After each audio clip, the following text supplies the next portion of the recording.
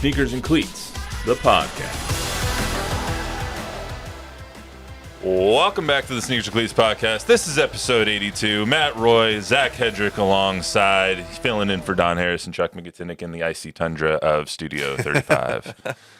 Love your jacket, man. We're having a sit-in. It's too cold.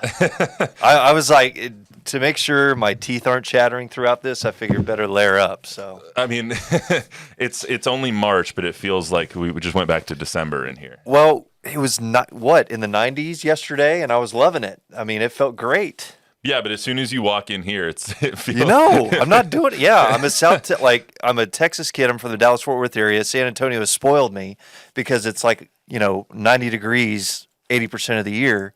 So it's like anytime it gets below 60, it's like break out the heavy jackets. Yeah, I mean, I grew up in Palm Springs, California. I lived in Phoenix, so I'm used to 120 degrees. But I also lived in Colorado, where we went to football practice at -3. So it was. You don't want that? Nope. Have fun. Bob's from Cleveland, so our digital director here, Bob. I mean, you're used to the cold. Yep. Actually, I'm from the Cleveland area. Let's just be specific. I was born in Parma. Okay. Okay. So sorry about that. A little less cold in Parma then, maybe. Anyway, episode 82. We got a lot going on today. We're going to talk about the Spurs timeline for competitiveness. Jerry Jones' comments on Dak's comments on Jerry Jones, plus a little bit of what some of the rumors coming out of the Combine were, plus a very interesting poll on ESPN that has the Rangers as one of the most likely teams to miss the playoffs as one of the playoff teams from last year. So that'll be interesting as well. But as always, we start with our number game, episode 60 or 82. So what does 82 remind us of? I know, Bob, you want to take the Ozzie Newsome? Yeah, it brings back horrible memories of Ozzie's play where they were the Cardiac Kids with Brian Sipe at quarterback, and they threw an interception right down at the 13-yard line. And all right, well, there's your Browns history. Still lesson. not bitter. Yeah, not bitter at all. There's your Red Browns White 88 history lesson. We'll get back to actual sports now.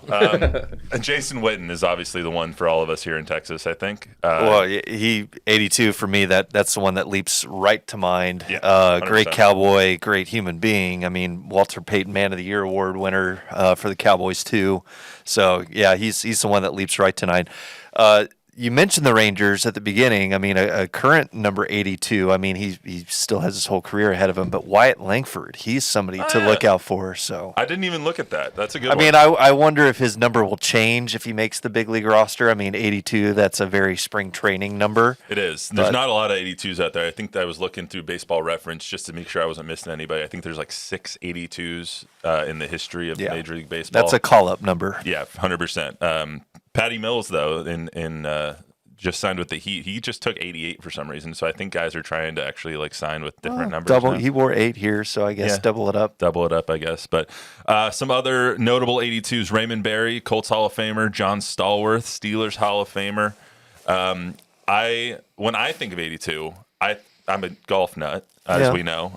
Sam Snead and Tiger Woods both tied at 82 PGA Tour career victories. So before any of the other ones, I always think 82 being the record for PGA Tour victories, and me hoping that one day when we talk, maybe on episode 183, we're talking about Tiger Woods 83. Being at 83, because I would just love for him to break that record. But you don't think he'll get more than 83? At this point, I just want to make a cut, man. Yeah, well. You and I think we're watching the Genesis the other day, a couple of weeks ago, and he had to withdraw it. Some flu, stomach thing, whatever it was. I mean, he is definitely slimming down the calendar in which events he's going to be playing.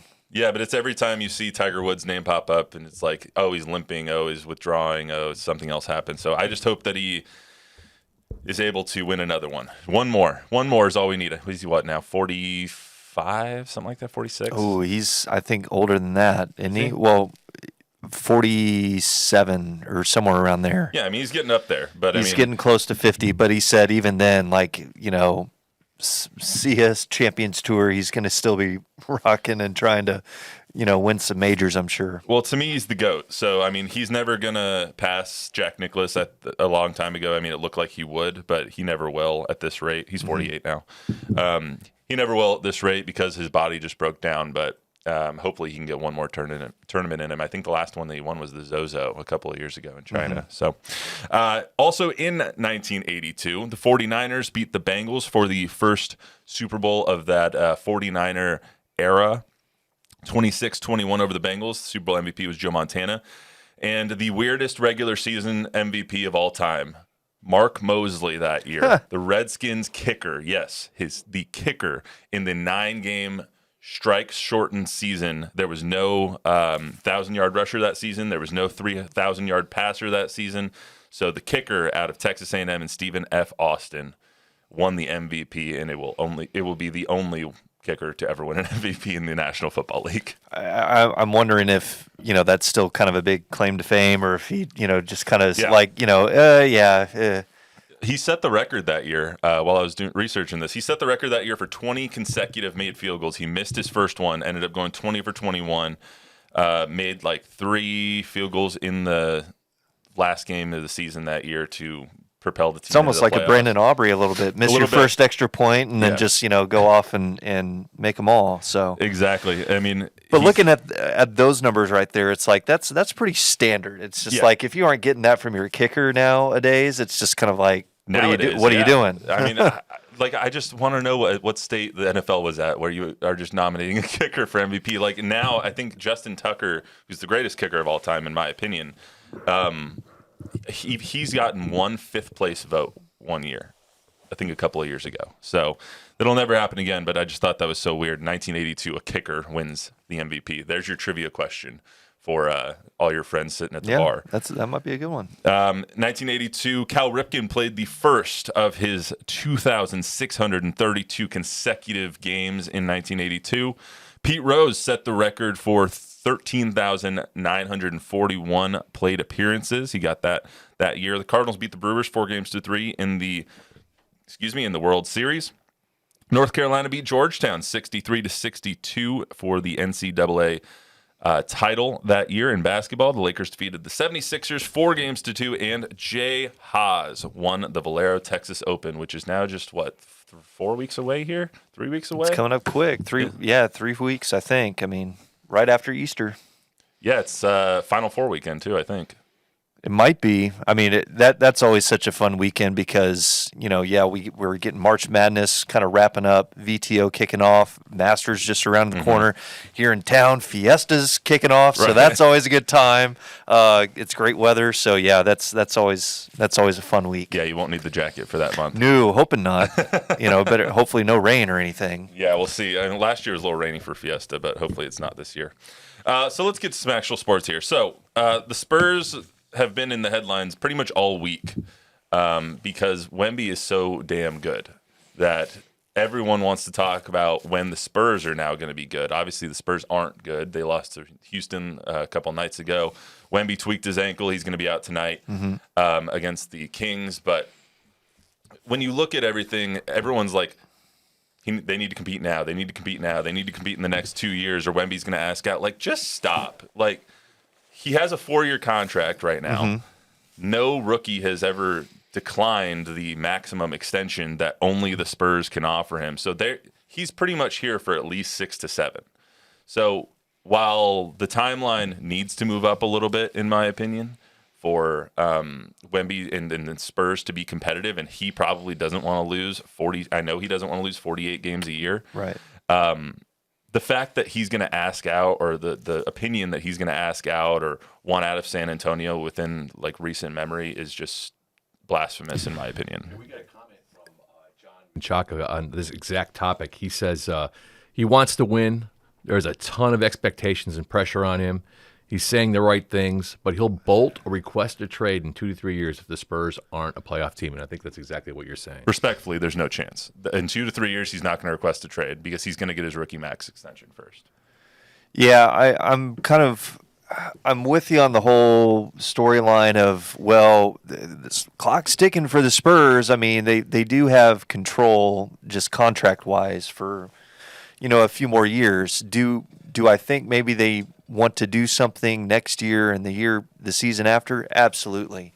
And they have all the chips to do that just because they got a boatload of draft picks. And I subscribe to the theory, and I think Don's talked about it, a couple times now, but, Coach Pop, Brian Wright are going to go to Victor at the end of the season, and Victor's going to be like Commodus in the movie Gladiator. He's either going to go thumbs up or thumbs down on guys, and they will stay or go. Yeah. And it's like, if we can try and bring this guy in or that guy in, they'll build the team around him because they've been looking. I mean, shoot, they might even have another top 3 draft pick when all's said and done at the end of the season. Yeah, they might start treating Wemby a little bit more of the LeBron treatment that he's gotten later in his career. It's like LeBron is the de facto GM. Kind of part-time GM. Yeah, part-time GM. It's like, do you want this person or do you not? Do you think you can mesh with this person or do you not? I don't think they'll do that like this offseason too much. I don't think it'll be like, all right, Victor, this is your team. You build it. Sure. But in the long term, yes, that's going to happen where they're going to say, Keldon,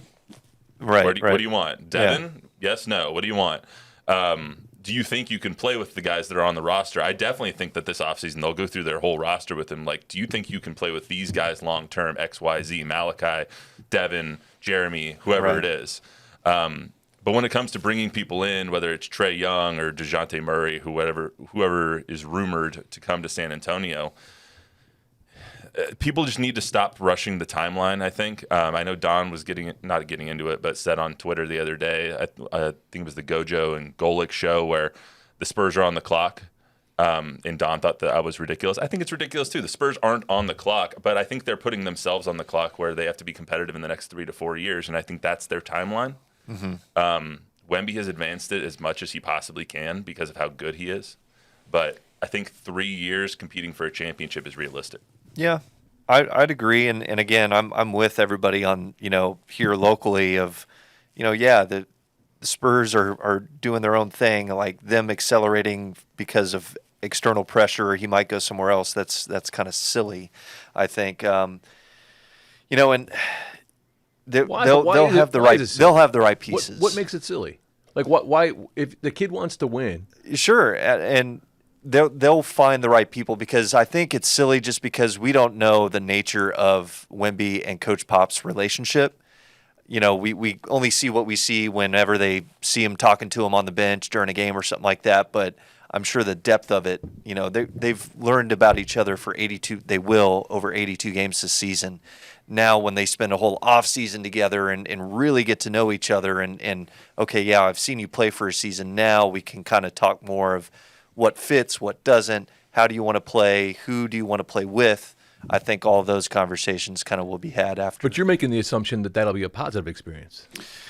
I think it will be, just because of everything that Pop has said. Wemby is mature way beyond his years and everything, and that's something that these guys on the current roster are realizing, and I think they're coming around to the idea of, hey, this is the guy, and either we're getting on this train or we're not. I think the problem with this entire season for the Spurs stemmed from that first press conference that Pop had where he said that winning is important this year. Because I think he led all of us down the wrong path to think what the expectations were going to be. That they were going to be. That they were going to be competitive. Right. And so when you go through that 18, 19-game losing streak at the beginning of the season and your experiment with Jeremy Shohan fails completely with him at the point guard, like the entire expectation of your roster goes down the tubes immediately. When we were coming into this thinking, oh, maybe you're going to try and win. You start out 3-2 with 2 wins over the Suns in Phoenix. Right. And then you go on this huge losing streak. Everything goes down the tubes and everybody's expectations come off the rails. And now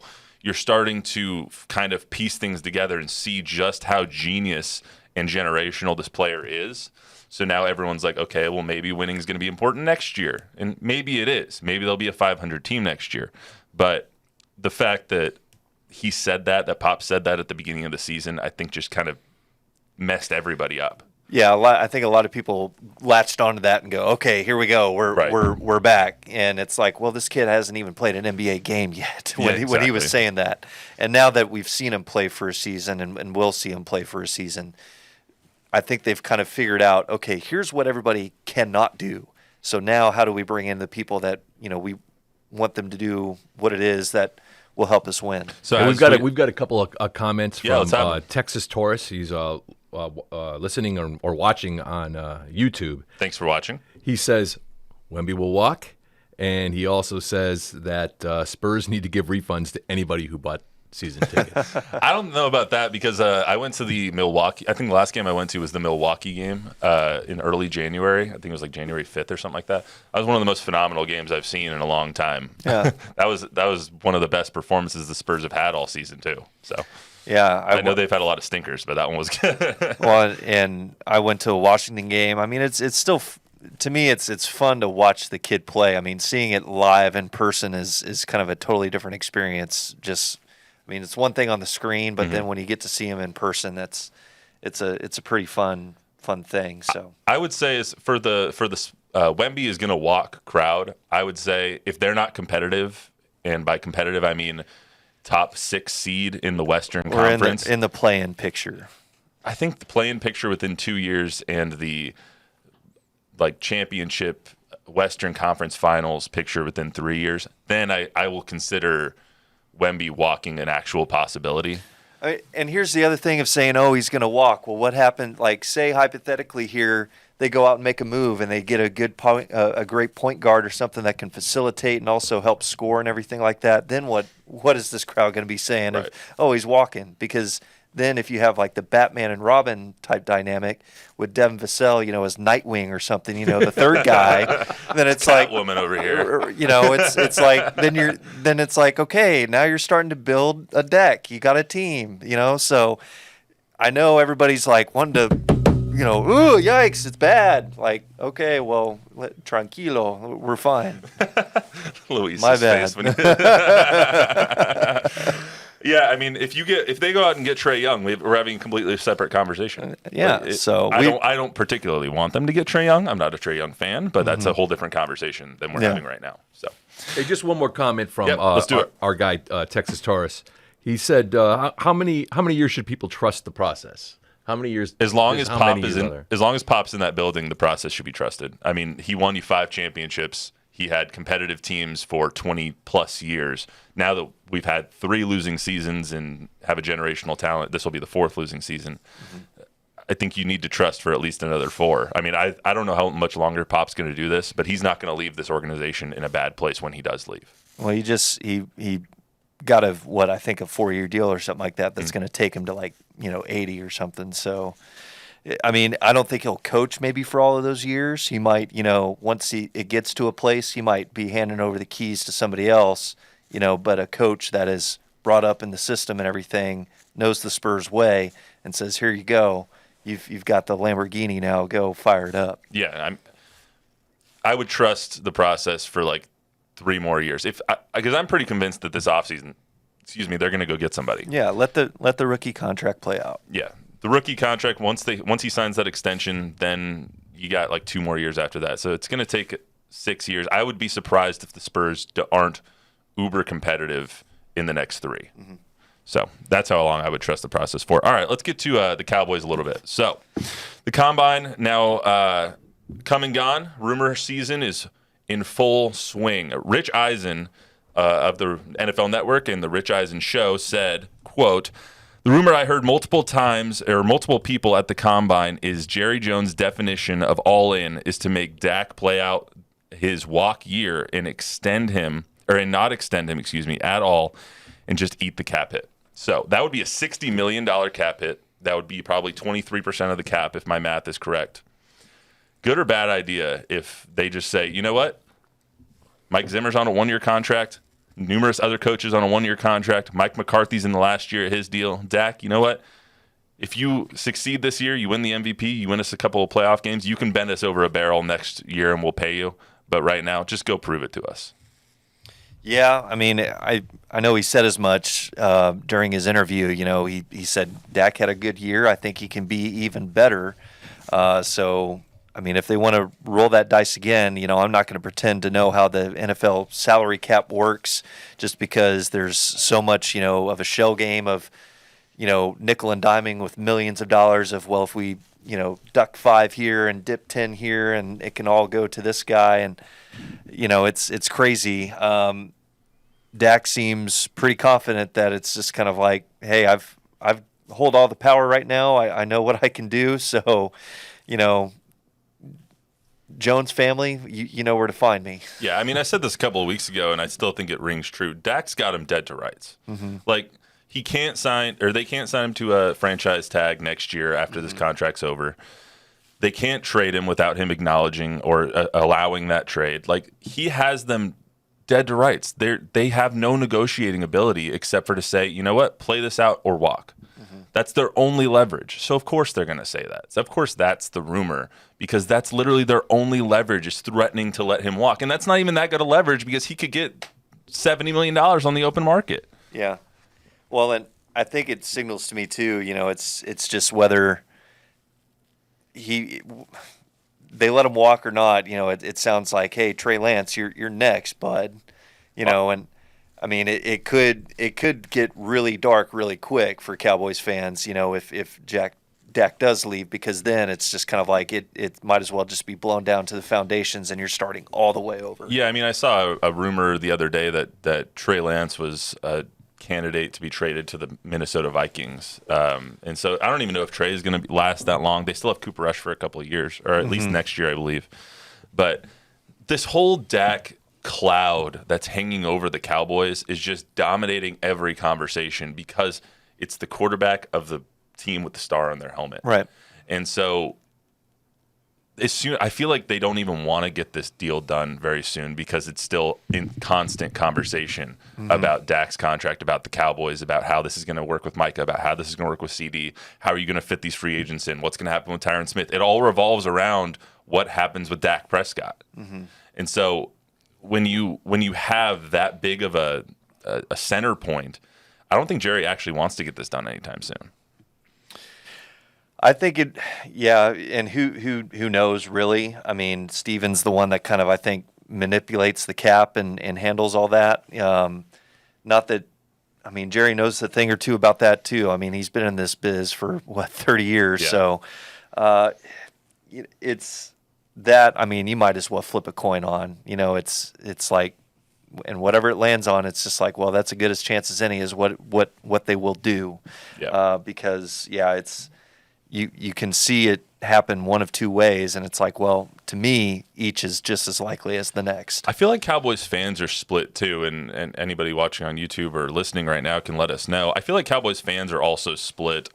Like, do you want Dak as your quarterback long term, or do you not believe in him? Do you want him to prove it to you this year, or do you just want to get rid of him completely? I feel like some are just so sick of him, yet you look at this landscape of the NFL and what else you can have. And do you want Russell Wilson? Like, what else do you want? Who do you want to replace a top 10 quarterback in Dak Prescott? He was second in MVP voting last year. No, he didn't show up in the playoffs. But what else? What other options do the Cowboys have? They don't really have many. And I think that's a good point. You know, it's like, who else is there? I mean, Cooper Rush, I mean, yeah, he's proven that he can go out and win you some ball games, but I don't think he would put up just as many numbers as Dak, or the numbers that you would expect to happen in that kind of offense that you had last year when you especially have a weapon like CeeDee Lamb on your roster. So yeah, I mean, and I'm kind of speaking out of both sides of my mouth because I'm not a Dak believer. I don't think Dak's ever going to win them a championship. I don't think that Dak is ever really going to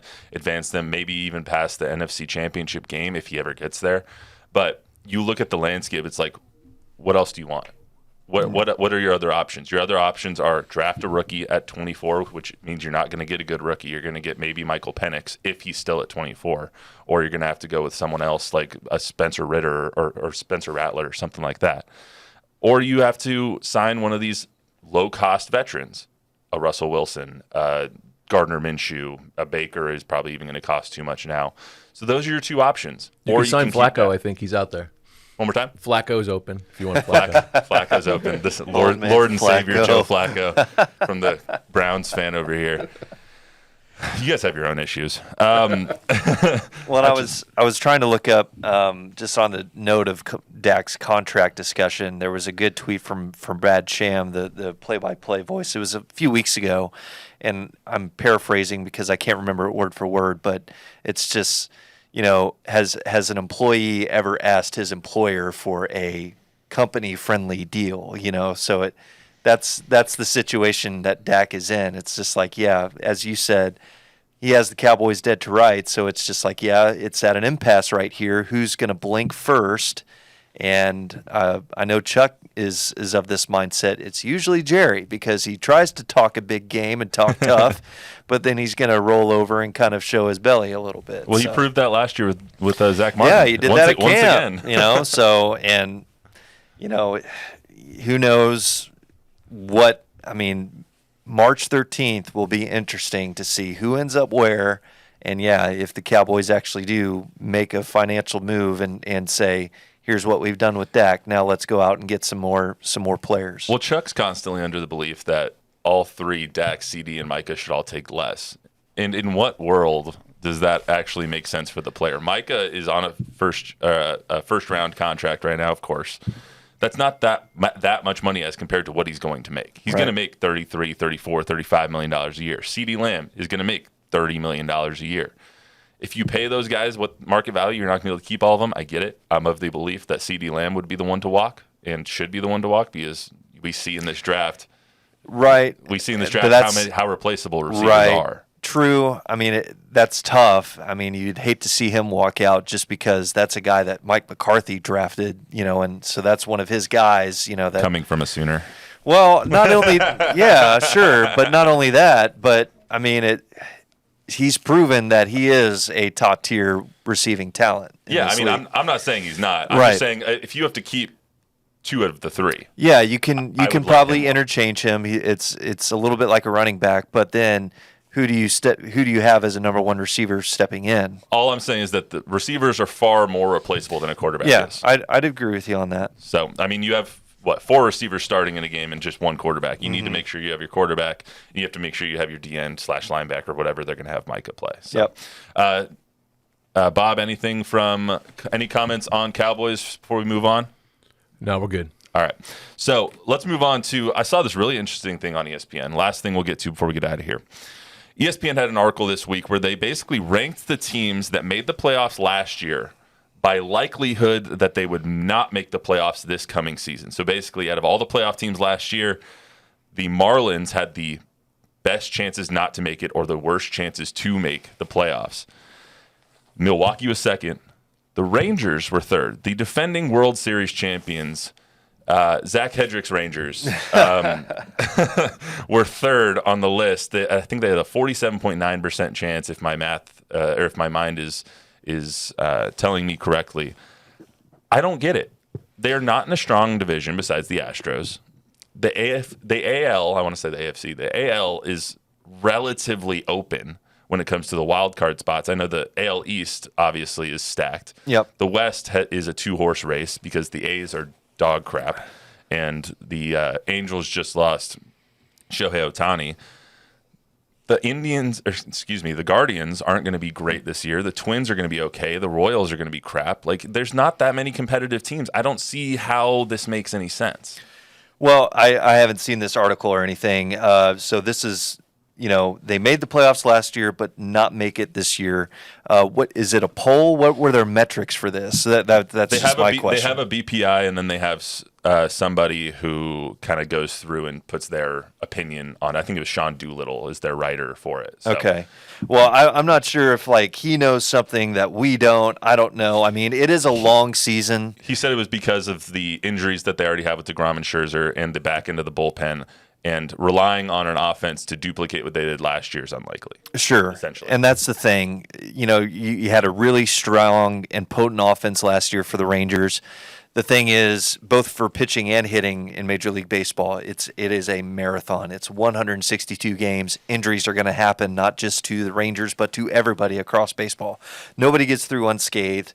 So, who steps up, who fills in, and really for the Rangers, I think, can they just tread water until June, July, when they start getting these arms back like a Scherzer, DeGrom, all these guys? And if you add that to a starting rotation that has kept you in the running, then hey, all right, we're going to add a couple of future Hall of Famers. All right, let's roll the dice and see what happens with that. Yeah, a friend of mine is beating his chest. He's a huge Rangers fan. His name's Steven Perez. he is beating his chest that they re-signed Jordan Montgomery, and he is. I didn't see that. Yeah, he's hoping. Well, that's good. He's hoping that they re-sign Jordan Montgomery. Oh, it hasn't happened. It yet. hasn't happened. No, he wants him to. That's what I'm saying. Like he is praying to Chris Young that they re-sign Jordan Montgomery. I don't know if they need him. Like Jordan Montgomery's good, obviously, but you already have so many starters there. You have Tyler Mahle now. You have Nate Uvalde, Dane Dunning, all these guys that are back into the rotation, except for Uvalde. Once you get Scherzer and DeGrom back, where is he going to go anyway? Like, where are the rest of them going to go? Back into the bullpen? You don't have that many spots. Again, I go back to it's 162, so you can never have enough arms because guys are gonna get tired. You're gonna have somebody's elbow pop up with inflammation or a shoulder or something. So you can never have enough hurlers. I think not that the Rangers need this because Chris Young said at the start of spring training, hey, yeah, we did it last year. We got the big one, but guess what? I'm fully expect this team to go out and run it back and do it again because we've got everybody back almost. So the theory was in this article, just quickly glancing at it, 60% or 50% of the teams from the last couple of years there's been a 50% turnover. The ones that do make it, they don't make it again the following year. So Correct. There's no kind of consistency. Yeah, so not last year, but the year before, the Mets, Yankees, Cardinals, Padres all lost 15 fewer, had 15 fewer wins the year after making the playoffs. So they were basically like, who are the 6 most likely to miss? Gotcha. And the Rangers were 3rd most likely. It was Miami, Milwaukee, Texas, Tampa, Arizona, and then Toronto. So. But I think this is good bulletin board material. Not that the Rangers need it, but I don't see guys like Marcus Semien and Corey Seager, letting this ball club kind of just rest on their laurels and be like, yeah, we won it. Oh, it's all right if we don't. No, they won't let that fly. I can just imagine Adolis Garcia in the weight room right now, just like pumping iron with it right over his head. He's trying to do bench. And he's just like, Sean Doolittle. So I mean, I don't think the Rangers are going to miss the playoffs. We'll make predictions when we get closer to the start of the regular season. I think it starts on the 28th this year. So I think they're hosting the Astros are hosting the Yankees. Cubs are opening day for the Rangers. Cubs are opening day. Thank you so much. I knew you'd know. We'll get into some predictions later on. Bob, you all good? We're good. A strange. I'm not exactly sure what he means, but Christopher Silva says, "Yup." Agreed. Always good to I couldn't have said it better myself, man. Like, yep. Igualmente. You guys always watch that Storage Wars show that had one of those. You watch that show, Luis? They always had that one guy's, yup. Oh, yeah. That's right, when they bid on it. Yeah, when they bid on it, his bid was, yup. And then everyone was like, God damn it, he did it again. Here he goes. But anyway, that's my tangent for the day. We'll be back on Monday. That's all we got for you on the Sneakers Cleats podcast today. Remember to download, rate, review, subscribe, give us a 5-star rating. Thank you to everyone who commented and tuned in. We are hoping to go live with these much more often. Also working on some live shows over the next couple of months, so stay tuned for that. I also do have a special guest next Thursday. A friend of mine from Phoenix in town, a podcaster out there for PHNX, will be in town, so he's going to hop on the pod next Thursday, and we'll talk crap on all the Phoenix teams. So we'll be right back here on Monday. For Zach Hedrick, Matt Roy, Bob Gambert, and Luis Escamilla, we'll see you right back here on Monday. Have a good weekend.